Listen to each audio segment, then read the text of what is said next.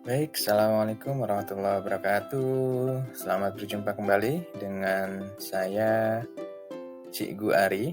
Ya, pada kesempatan kali ini kita akan sama-sama kembali belajar tentang fisika. Nah, apa sih yang akan kita bahas pada kesempatan kali ini? Ya, kita akan membahas tentang perkembangan teori atom. Ini adalah materi fisika kelas 12 IPA semester 2. Nah, di sini kita akan belajar tentang mulai dari awal tentang teori atom dan sampai yang terkini.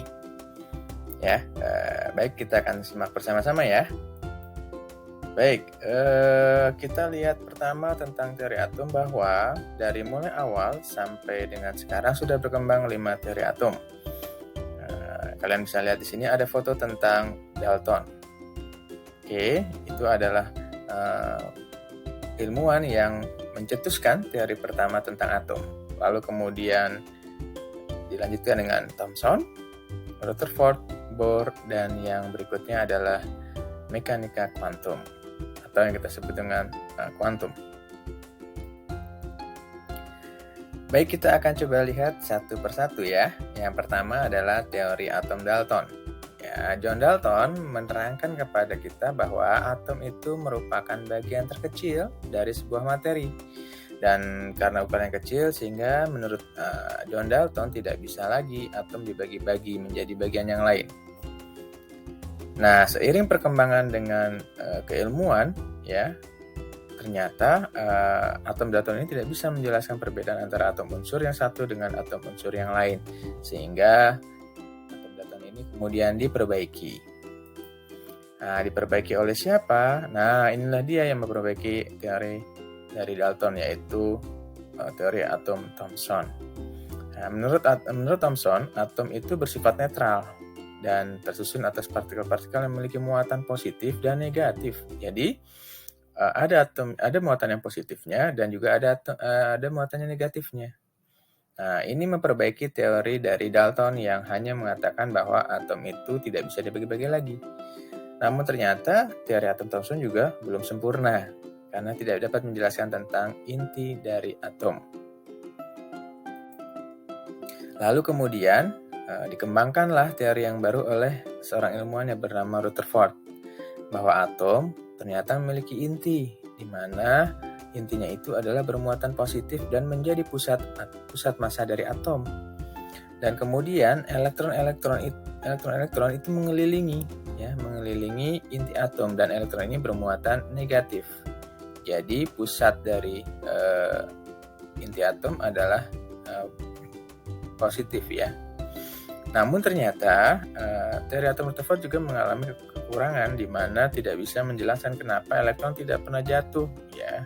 Ketika elektron itu berputar mengelilingi inti atom, kok kenapa ya nggak pernah jatuh? Padahal secara teori fisika klasik seharusnya elektron akan jatuh karena gaya tarik. Nah, kemudian yang berikutnya juga ternyata teori atom Rutherford tidak bisa menjelaskan spektrum garis pada atom hidrogen. Lalu kemudian ya muncullah teori atom yang baru, yaitu teori atom Bohr, di mana elektron yang berpindah dari satu orbit ke orbit yang lain itu sesungguhnya adalah berpindah energinya. Di mana ketika dia berpindah dari tingkatan energi yang rendah ke tingkatan energi yang lebih tinggi, si elektron akan menyerap energi. Sedangkan begitu dia berpindah dari tingkat energi yang lebih tinggi ke tingkat energi yang lebih rendah, dia akan memancarkan. Nah, ini memperbaiki dari teori si Rutherford. Namun ternyata teori atom Bohr juga memiliki kekurangan, tidak bisa menjelaskan tentang spektrum warna dari atom-atom yang memiliki banyak elektron atau yang lebih kompleks. Nah, kemudian berkembanglah teori yang terbaru, yaitu tentang mekanika kuantum, ya, di mana ternyata elektron ya yang selama ini hanya dipandang sebagai partikel punya juga sifat sebagai gelombang. Jadi dia memiliki dualisme sifat, yaitu sebagai partikel dan gelombang. Ya, ini adalah teori atom terbaru ya, yang terakhir, yaitu mekanika kuantum. Ya. Nah, menurut pendapat kalian nih, kira-kira apakah teori atom akan senantiasa berkembang lagi?